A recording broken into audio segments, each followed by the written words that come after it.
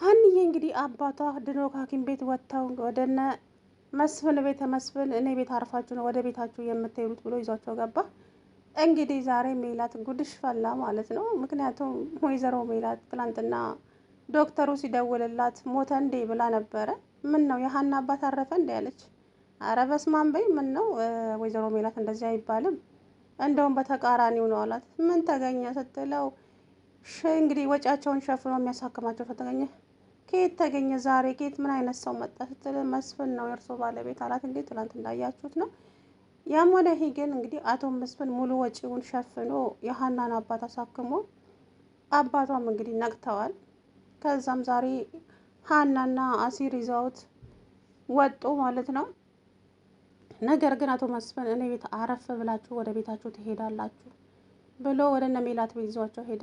ሜላት ደግሞ አቶ ኖላዊን ስታይ ዘለለች፣ ፈረጠች። ምክንያቱም እንዴት ቤቴ ታመጡታላችሁ?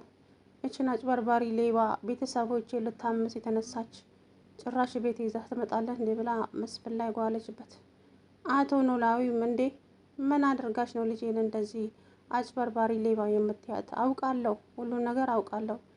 አሳከምሽኝም አንቺ ነሽ ወጪ ከፍለሽ፣ ግን ደግሞ በዚህ ደግ ልጄን እንድትናገሪያት አልፈቅድልሽም ብለው እሳቸውም ለዚህ ነው እንደዚህ ቤት ያመጣችሁኝ ብለው በጣም ተናደው ሊሄድ ሲሉ እንግዲህ አቶ መስፍን ቁጭ በሉ ቤቱ የኔም ነው ብሎ አስቀምጧቸው እንግዲህ ወይዘሮ ሜላትም የተናገረችው ንግግር ጸጽቷት አቶ ኖላዊን ይቅርታ አድርጉልኝ እባክዎትን ብላ እንግዲህ ጉልበታቸው ላይ እሳቸውም አይ ይቅርታ ይቅር ማለት ለፈጣሪ ነው፣ ግን ደግሞ አይምሮ የሚነካ ንግግር አትናገሪ። ሀንዬም ድንግጥ ብላ ቀረች ማለት ነው።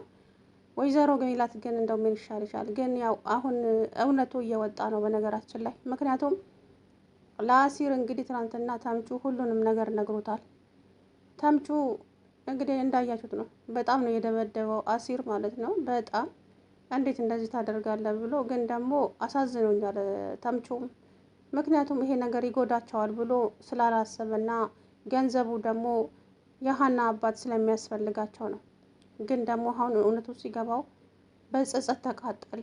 ያንን ፎቶ እንዴት ያደርገው ያስመልሰው? ነገር ግን እንግዲህ ያንን ልጁን ፎቶን የሰጠው ልጅ ከባዩሽ ጋር ያገናኘዋል ብዬ አስባለሁኝ። ተምቹ ማለት ነው። ተምቹና ባዩሽ ይገናኛሉ። ከዛ በኋላ እንግዲህ የሚሆነው ነገር እውነቱ በቅርብ ይወጣል።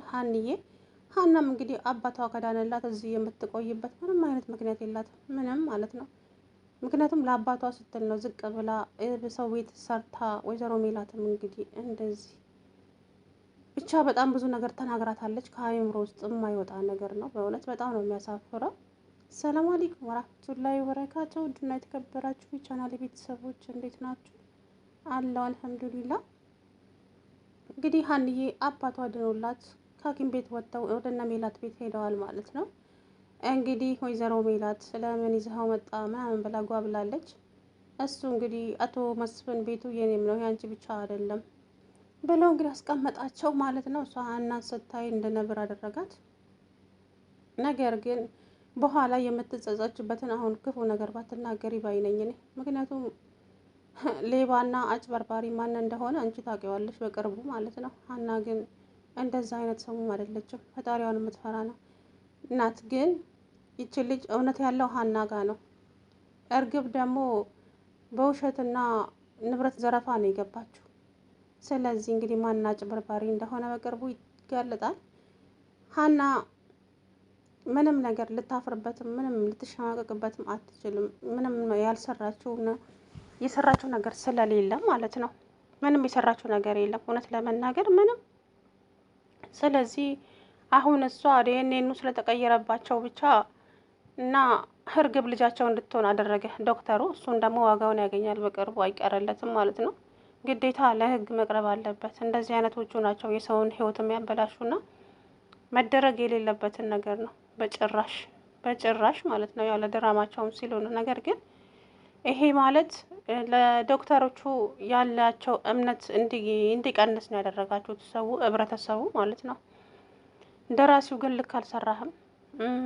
እንግዲህ ማስተዋሉን ይስጣችሁ፣ አስተካክሉ። ድራማችሁ እንዲያምንላችሁ ከፈለጋችሁ አስተካክሉ ማለት ነው። እውነት ብዙ የምታሳስቱት ነገር አለ እዛ ጋር ሲጀመር ማለት ነው። እና ዶክተሩ ደግሞ እንግዲህ አስባችሁታል 400 ሺህ ብሩን የወሰደው እሱ ነው። አሁን የሀና አባት ድጋሚ የከፈለውን ይሄ ዶክተሩ ነው የወሰደው።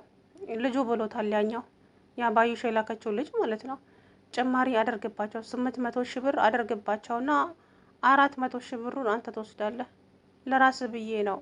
እምቢ ካልክ ደግሞ በጉልበት እጠቀማለሁ። ደግሞ አየሃት አይደለ ያቺ የምታምር ፍቅረኛህን ነው የምወስድብህ ምናምን ብሎ ስላስፈራራው ብቻ ነው ዶክተሩ። ነገር ግን ህግ ያለበት ሀገር ላይ ማንም ማንንም እንትን አይልም። ግን አሉ ብዬ እንዳስብ አደረገኝ። እንደዚህ በሰው ህይወት የሚቀልዱ ዶክተሮች አሉ ብዬ እንዳስብ ነው ያደረገኝ። እና ፈጣሪ ከእንደዚህ ካስመሳይ ሰዎች ፈጣሪ ጠብቀን። ባዩሽም እንግዲህ እግሯ አጠር ብሏል። ውጤቱ ከመጣ በኋላ ውጤቱም እንኳን መጣ እንዴት መጣ ምናምንም ስትል አላየዋትም። ምክንያቱም ስራዋን ሰራቻ።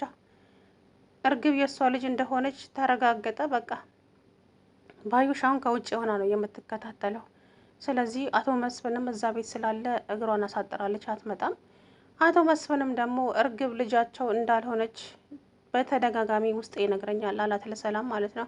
እንዴት አባዬ ስትለው እኔ እንጃ ብቻ እኔ ልጄ ሀና እንደሆነች ነው ውስጥ እየነገረኝ ያለው። እቺ ልጅ ምንም አልተመቸኝም አለ። ልክ እንደ ሜላት እናት ማለት ነው። የሜላት እናትም እንደዛው ነው ያሉት። ሀና እቺ ነች ሀሴት እንጂ እቺ ልጅ ምንም አላማረኝም። እስቲ ያት እንዴ እቺ እኮ የኳስ አሻንጉሊት ነው የምትመስለው አላለች የሜላት እናት ማለት ነው። እማዬ ልጄንማ እንደዚህ እንድትያት አልፈልግልም። እሺ ልጄ እኮ ናት ሀሴት ማለት እሷ ናት። ኦቴ ድንቄማ ሀሴት አንቺ እንደሆነ የራስሽን እንጂ የሰው አትሰሚም ማለቻት ማለት ነው እናትየዋ። እናትየዋን በልጇ ተናዳ እንግዲህ ቤቱን ጥላ ወደ ቤቷ ተመልሳለች። አቶ መስፍንም እንግዲህ ቤቱ ስለሆነ ነው የማይሄደው እንጂ እንደ ሜላት ንግግርና እንደ ንቀቷ አንድ ቀንም ከሰው ጋር ማንም አያድርም ማለት ነው። እና ሰላምም እናቷን ዘግታታለች። እናቷን አታናግራትም። ምክንያቱም ያደረገችው ነገር ቀላል ስላልሆነ ያው ማንም ሰው እናቱን አያኮርፍም። ግን ደግሞ ቢሆንም ተገቢውን ነገር ስላላደረገች ብቻ ነው ልጆቹም የተቀየሟት። እናም በጥፊ ስለመታቻት እንግዲህ ትናንት እንዳያችሁት ነው። እሷ ሶፋ ላይ ቁጭ ብላ መናሴና ሰላም ከሐኪም ቤት ሲመጡ እናታቸው ቁጭ ብላ ነበር ሶፋ ላይ። ሰላም ሳትላ ዝም ብላ አልፋ ሄደች ሰላም። ከዛ እች ደግሞ ምን ሆና ነው ሰላም ማትለኝ ትላት። ደህና ዋልሽ እማዬ፣ እኔም ልገባ ነው ለክላሴ ደክሞኛል እና ቁጭ በላለችው። እማዬ ደክሞኛል አላልኩሽ እኮ ሄጄ ልገባ ነው ወደ ክላሴ ሲላት፣ መናሴ እያናገርኩ ነው ቁጭ በል። ቆይ ምን ሆናችሁ ነው ስትለው፣ ምን እንሆን አላት። እዛም እንግዲህ የት ሄዳችሁ ነው? ሀና ጋር ሐኪም ቤት ሄደን። ምን ትሰራላችሁ? ሰው ሐኪም ቤት ምን ሊሰራ ነው የሚሄደው? የሀናን አባት ልንጠይቅ ነው።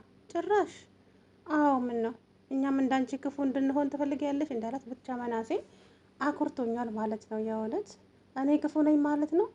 ለዛውም ኃይለኛ ነሻ አይታወቅሽም እንጂ አላት እናቱን ማለት ነው። መናሴ በጣም ተናደደች። ወይዘሮ ሜላት እንግዲህ ምክንያቱም በገዛጅሽ ነው ሰውየውን ላታስጨርሹ አስጀምረሽ ሕክምናውን ጭራሽ እንዲሞት ሕክምናው ይቋረጥ። ሰውየውን ከቆላለፉት በኋላ ሕክምናው ይቋረጣለች። በጣም ነውር ነው። ተምቹም እንግዲህ እስቲ ፋዘር አይታከሙና ይውጡ ከዚህ ሐኪም ቤት አቃጥለዋለሁ ይሄንን ሐኪም ቤት አለ ማለት ነው።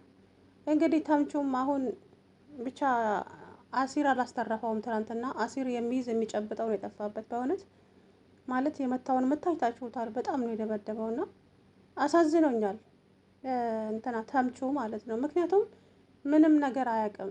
ያ ነገር ለሀና ይጥቀማት አይጥቀማት ታሪኳ ይሁን አይሁን የሚያውቀው ጉዳይ አልነበረም። ግን እሱ ያኔ ገንዘቡ ለሽማግሌው ስለሚያስፈልጋቸው ብቻ ነው አይምሮ ውስጥ ያለው ማለት ነው። እሱ ግን ዋሽቶት ነው ትናንትና ለአሲር ራሱ የነገረው። እኔ ፋዘርን ሳልግባባቸውና ሳላቃቸው ነበረ ፎቶቸውን ገብቼ የሰረቁት አለ። ውሸት። ከተግባቡ በኋላ ፊደል ካስተማሯቸው በኋላ እሱና አሲርን ሀሁ ብለው እያስተማሯቸው አልነበረ? ከዛ በኋላ ነው ፎቶ የጠፋው። ግን እሱ ትናንትና ዋሸው አሲርን ማለት ነው። አለሙሄም እንግዲህ ልጁ አሁን በጸጸት ሊሞት ነው። እንግዲህ እውነቱ ይወጣል። ፎቶውን ባይገኝ ግን እውነቱ ይጋለጣል በቅርቡ ማለት ነው። አሁን አሲር ስለሰማ አሲር ለሰላም ይነግራታል ብዬ አስባለሁ። ይሄንን ፎቶ ተምቹ ሰርቆ ለነሱ እንደሰጠ ሁሉም ነገር አሁን በቅርቡ እውነት ይወጣል። ሰላምዬ ማናት ሀናም ደግሞ እውነቷ ሀቋ ይወጣለታል ማለት ነው። የእውነት በጣም ነው ያሳዘነችኝ ሀንዬ፣ በጣም ነው የምታሳዝነው።